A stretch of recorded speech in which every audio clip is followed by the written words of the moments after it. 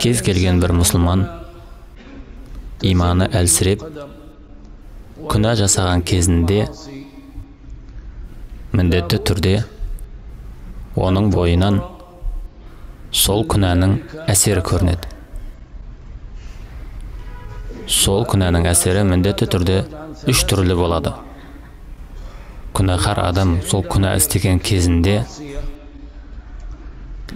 сол жасалған күнәнің мұсылманның жүрегіндегі болатын әсері мынандай үш түрлі болып келеді.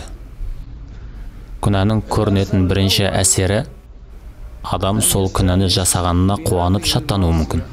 Сол күнәға әбден беріліп, оны дұрыс санап, содан рахаттануы мүмкін. Күнәнің осындай әсері көрінетін болса, бұл күнәні жасаушы мұсылман Алла Тағаланың рахымынан бір жолата қуылды деген сөз.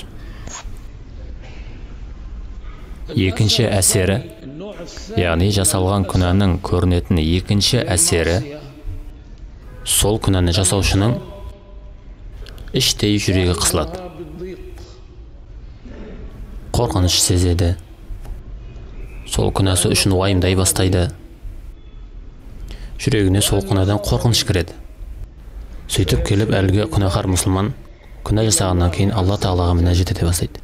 Алла Тағаладан пана тілеп, күнәләріне тәубе етіп, Алла Тағаладан кешірім сұрай бастайды.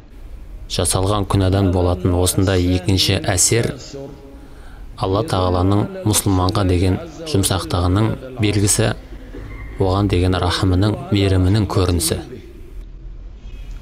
Жасалатын күнәнің болатын әсерінің үшінші түрі екінші түрге өте қатты ұқсайды.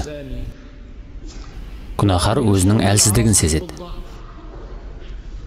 Өзінің шарасыз екенін сезеді. Сөйтіп ол іштей сол күнәдан арылуды қалайды. Бірақ өзінің әлсіз екендігіне көзі жетіп, басына түскен бұндай қиын жағдайдан өздігінен құтыла алмайтындығын сезеді.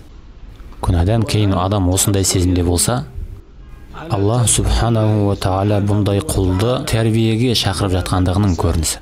Біздің көпшілік ғұламаларымыз дәл осындай пікірді айтады.